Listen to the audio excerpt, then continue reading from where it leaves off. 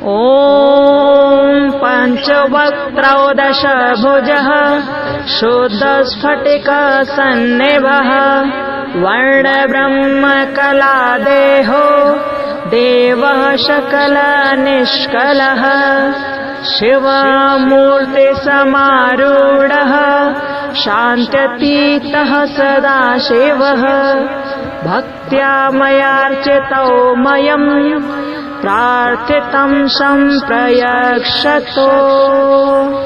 ॐ नमः शिवाय। जय श्री राधे कृष्णा। ओम नमः शिवाय। मित्रों, हम सभी ने अभी तक श्री शिव महापुराण की रुद्र संहिता का जो द्वितीय खंड है सती खंड, उसके 39वें अध्याय तक की कथा को सुन लिया। पिछली वीडियो में हमने आपको सुनाया था कि भगवान श्री हरि विष्णु वीरभद्र से पराजित हो गए। वीरभद्र वही जो दक्ष का यज्ञ विध्वंस करने आया था। तो भगवान विष्णु बीच में युद्ध करने आए वीरभद्र से, लेकिन पराजित हो गए क्योंकि उन्हें दधीचि का श्राप लगा था। अब श्राप क्यों लगा, ये बात हमने आपको पिछली वीडियो में बता दी। अब चलते हैं आगे की कथा की ओर। देवर्षि नारद जी ने अपने पिता ब्रह्मा जी से कहा, पिताजी आपने मुझे बहुत सुंदर कथा सुनाई। अब मैं ये जानना चाहता हूँ कि देखो, आप तो शिव तत्व का साक्षात्कार करने वाले हो, आपने तो भगवान शिव तत्व को समझा है, आपने ये अद्भुत लीला मुझे सुनाई, मैं बहुत प्रसन्न हूँ। पर अब आप मुझे बताइए कि वीरभद्र जब दक्ष के यज्ञ का विनाश करके कैलाश पर्वत पर चले गए तब क्या हुआ, आप मुझे बताइए, मैं जानना चाहता हूँ।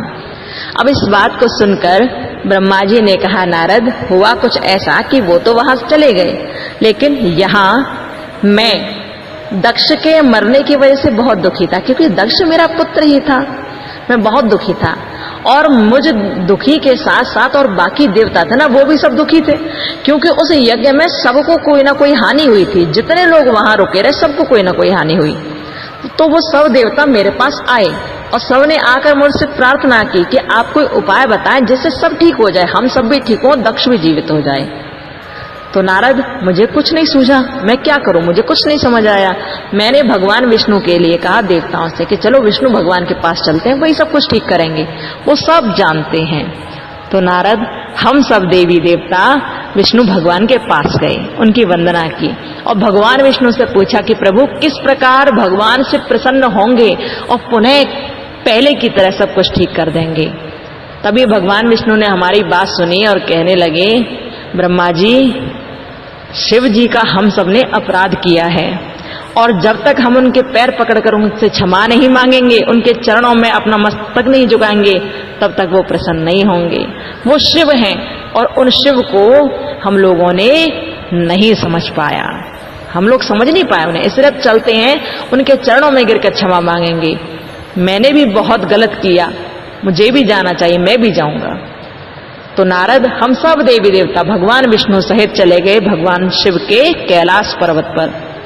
और जब वहां गए तो वह बहुत सुंदर लग रहा था, वहां सौगंधिक वन था, बहुत प्रसन्नता आ रही थी, बहुत खुशबू आ रही थी वहां पर। और अलकनंदा नदी वहां से बह रही थी, एक नंदा नदी भी वहां से बह रही थी। और वहां से थोड़ी दूर एक कुबेर जो है ना, यक्षराज कुबेर, उसकी अलकापुरी भी थी।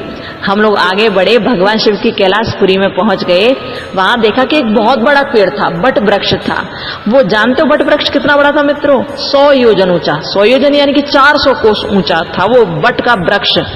और उस वृक्ष की शाखाएं 75 योजन में फैली हुई थी। उस पेड़ पर कोई घोंसला नहीं था, बहुत प्यारा से पेड़ था वो। और भगवान शिव वहां विराजमान थे। भगवान शिव तर्क मुद्रा में बैठे। तर्क मुद्रा कैसे? भगवान शिव ने अपने दाएं जांघ पर अपना बायां पैर रख लिया, बायां चरण रख लिया और अपने बाएं हाथ को बाएं चरण की तरफ कर लिया और दाहिने हाथ से अपने, जैसे आवाहन मुद्रा होती है ना, आवाहन मुद्रा कैसी? अपने अंगूठे को अपनी तीसरे नंबर के यानी कि अनामिका उंगली से लगाकर बैठ जाते हैं ना, ऐसी। तो भगवान इस मुद्रा में बैठे थे, इसे कहते हैं तर्क मुद्रा। तो इस मुद्रा में भगवान बैठे हुए थे और भगवान के चरणों की सेवा सनकादि मुनि कर रहे थे। अनेक प्रकार के सुंदर सुंदर श्रेष्ठ ऋषिगण उनकी सेवा में बैठे थे। ये सुंदर सी मुद्रा देखी देवताओं ने और देखते ही प्रसन्न हो गए। देवता भगवान शिव के चरणों में गिर गए। उस समय भगवान शिव कुशासन पर बैठे थे। देवता चरणों में गिर गए, बार बार निवेदन करने लगे, भगवान प्रसन्न हो जाइए, हमने बहुत अपराध कर दिया भगवान, जिसकी सजा हमें मिली। भगवान अब आप कुछ ऐसा कीजिए जिससे सब ठीक हो जाए। हे प्रभु रक्षा कीजिए, रक्षा कीजिए, रक्षा कीजिए। भगवान शिव को प्रसन्न करने के लिए देवता बार बार निवेदन करने लगे, अरे प्रभु देखिए आपके वीरभद्र ने कितना बिगाड़ दिया, सब कुछ खराब कर दिया। भगवान से प्रसन्न हो गए, बोले क्या चाहते हो मुझसे देवताओं? विष्णु भगवान, ब्रह्मा जी क्या चाहते हो? अब तो सब देवताओं ने निवेदन किया। भगवान श्री हरि विष्णु और ब्रह्मा जी ने भी कहा, प्रभु सिर्फ इतना चाहते हैं कि भग को अपनी आंखें मिल जाएं और यजमान दक्ष जीवित हो जाए, पूषा के दांत पहले की तरह जम जाएं और भृगु ऋषि की दाढ़ी मूंछ पहले जैसी हो जाएं। भगवान बस हम इतना चाहते हैं। और जैसे ही ये बात कही तो इस बात को सुनकर भगवान शिव मुस्कुराने लगे। देवताओं ने कहा, प्रभु आपके वीरभद्र ने ये सब बिगाड़ दिया, भगवान आप सब ठीक कर दीजिए ना। ये सुनकर भगवान शिव ने कहा, ब्रह्मा विष्णु जी मेरी एक बात सुनो, सब देवताओं मेरी बात सावधानी पूर्वक सुनो। मैं एक बात आपसे कहता हूं, मैं सच्ची बात कहता हूं।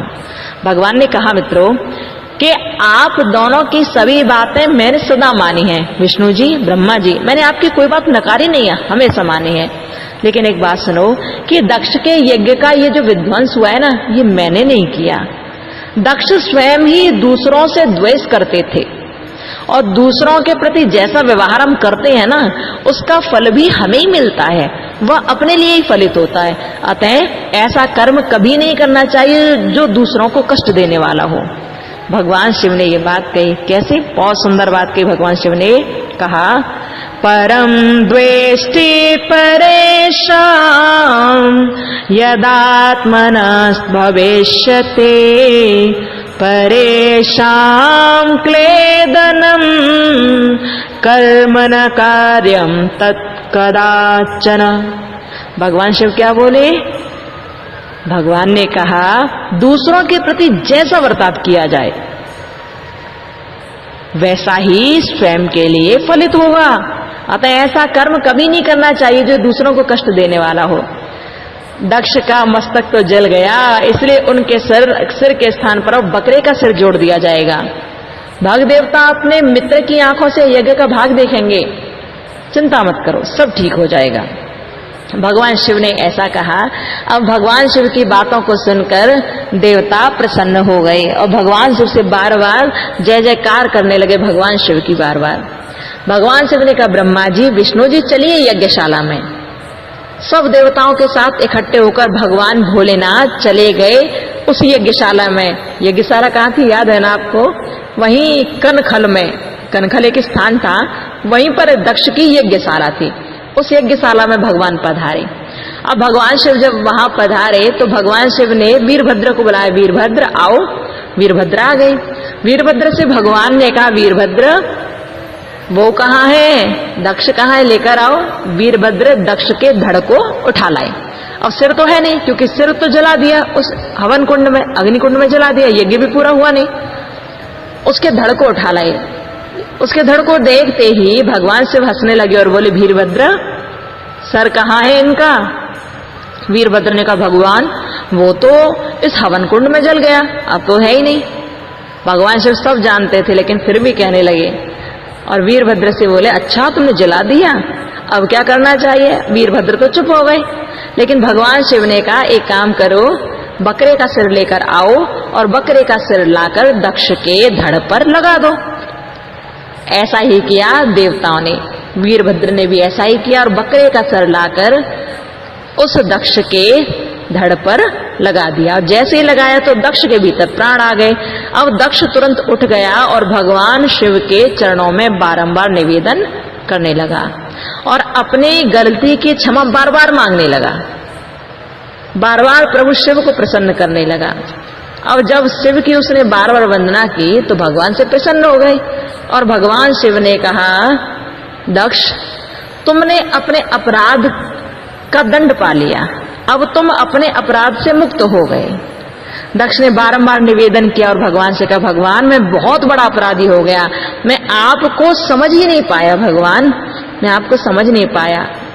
मैं तो स्वयं को बड़ा ज्ञानी समझता था, लेकिन फिर भी आपको नहीं जान पाया, मुझे क्षमा कीजिए भगवान, क्षमा कीजिए। तो ये सुनकर भगवान शिव ने बहुत सुंदर बात कही। भगवान शिव ने दक्ष से कहा, दक्ष एक बात बताऊं? भगवान बोले, चतुर्वेद्यार् भजन्ते माम जना सुकृते नः सदा उत्तरोत्तरः श्रेष्ठा तेषां दक्ष प्रजापते। भगवान ने कहा, चतुर्विद्या भजन्ते माम जनाः सुकृति नः सदा। 4 प्रकार के पुण्यात्मा पुरुष मेरा भजन करते हैं दक्ष प्रजापति। उन चारों भक्तों में पूर्व की अपेक्षा उत्तरोत्तर श्रेष्ठ हैं। अब सुनो 4 भक्त कौन से हैं? आर्तो जिज्ञासुरार्थी ज्ञानी चैव चतुर्थकः पूर्वे त्रयश्च सामान्यास् चतुर्थो हे विशिष्यति। 4 कौन कौन से? उनमें पहला है आर्त, जो आर्त भाव से मेरा ध्यान करे, मुझे समझे। दूसरा है कौन? जिज्ञासु। और तीसरा है अर्थार्थी। और चौथा है ज्ञानी। ये 4 हैं जो मुझे बहुत भजते हैं। और पहले के 3 तो सामान्य हैं, यानी कि आर्त, जिज्ञासु और अर्थार्थी तो सामान्य हैं, लेकिन जो चौथा है ना, वो अपना विशेष स्थान रखता है। चौथा कौन है? ज्ञानी। वो विशेष स्थान रखता है। इसलिए तत्र ज्ञानी प्रियतरो मम रूपम च स्मृतः तस्मात् पित्र तयो नान्यः सत्यम सत्यम वदाम्यहम्। चौथा मुझे विशेष प्रिय, अपना विशेष महत्व रखता है। उन सब भक्तों में जो चौथा है ना, ज्ञानी, अधिक श्रेष्ठ है। वह मेरा ही रूप माना गया है, उससे बढ़कर दूसरा कोई मुझे प्रिय नहीं है। तस्मात् प्रियतरो, उससे ज्यादा प्रिय। नान्यम सत्यम सत्यम वदाम्यहम्, कोई नहीं है मुझे, या मैं सत्य सत्य कहता हूं। और दक्ष तुम ज्ञानी हो, तुमने ज्ञान पूर्वक मुझे भजा है, मैं समझ गया। देखो दक्ष, तुम भी मुझे बहुत प्रिय हो, और ये ब्रह्मा और विष्णु है ना, ये मेरा ही स्वरूप है। इन्हें तुमने अलग माना और मुझे अलग माना, ये तुम्हारा अपराध था। लेकिन अब तुम अपनी बुद्धि को शुद्ध करके मेरा ध्यान करो, जिससे तुम्हें हर चीज, हर वस्तु की प्राप्ति हो और सदैव सुख तुम्हें मिलता रहे। और जब दक्ष ने ये बात सुनी तो दक्ष बारंबार भगवान शिव के चरणों में शीश नवाने लगे और बोले, प्रभु अब आप इस यज्ञ को पूरा कराइए। मैं आपसे निवेदन करता हूं कि सब देवताओं को भी क्षमा कर दीजिए प्रभु, और भृगु ऋषि की दाढ़ी पुनः लगा दीजिए। पूषा के दांत उखड़ गए, उन्हें सही कर दीजिए प्रभु। ये वही पूषा है मित्रों, कहते ना, स्वस्ति न पूखा अरिष्ट नेमि, स्वस्ति वाचन बोलते समय करते ना, तो ये वही उनके दांत उखाड़ दिए थे वीरभद्र ने। दक्ष ने कहा कि उनके दांत सही कर दीजिए प्रभु, भग की आंखें सही कर दीजिए। अब ये सब जब कहा तो भगवान शिव ने पुनः पहले की तरह सब कुछ ठीक कर दिया। और जब सब ठीक कर दिया तो जो यज्ञ बचा रह गया था, वो यज्ञ भगवान शिव के आने से पूरा हो गया। और मित्रों एक बात और कहते हैं कि भगवान शिव ने पूरा यज्ञ कर दिया, लेकिन भगवान शिव अपनी सती के जाने की वजह से, प्राण त्यागने की वजह से बहुत दुखी भी थे, बहुत हताश भी थे। तो भगवान शिव ने देवी सती का जो अधजला शरीर था ना, उस शरीर को उठाया और भगवान तीनों लोकों में घूमने लगे उस सती के शरीर को लेकर। अच्छा, ये बात शिव महापुराण में नहीं है, ये बात शिव महापुराण में नहीं दे रखी, ये और ग्रंथों में है। ये कहा गया कि भगवान शिव सती के शरीर को लेकर तीनों लोकों में घूमे, बहुत विकल, बहुत परेशान। तभी भगवान विष्णु ने देखा कि जब तीनों लोकों के परमात्मा इस तरह परेशान रहेंगे तो लोग क्या सोचेंगे। इसलिए भगवान विष्णु ने अपना सुदर्शन चक्र छोड़ा और उसी सुदर्शन चक्र ने देवी सती के अधजले शरीर के 52 टुकड़े कर दिए, 52 टुकड़े किए, और वो 52 टुकड़े अलग अलग स्थानों पर गिर गए। जैसे ही वो 52 अंग अलग अलग स्थानों पर 52 टुकड़े गिरे, तभी से 52 शक्ति पीठों का निर्माण हो गया। ऐसा कहा जाता है, ये शिव महापुराण में नहीं है। लेकिन तो मित्रों, इस प्रकार से भगवान भोलेनाथ ने पुनः दक्ष को जीवित किया, सब कुछ ठीक किया, देवता भी पहले की तरह सही हो गए और भगवान शिव यज्ञ को पूरा कराने के बाद अपने कैलाश पर्वत पर पहुंच गए।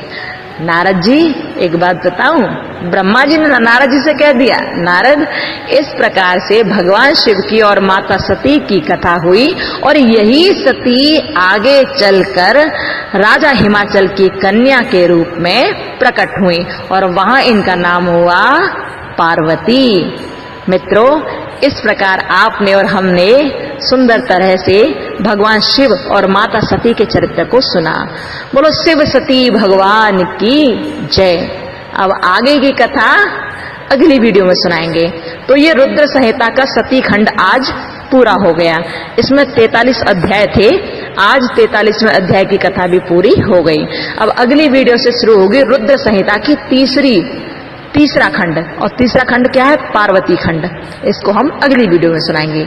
ओके मित्रों, खुश रहिए, प्रसन्न होते रहिए और परेशानी से दूर रहिए। ज्यादा बाहर मत घूमिएगा, अपना ध्यान रखिएगा।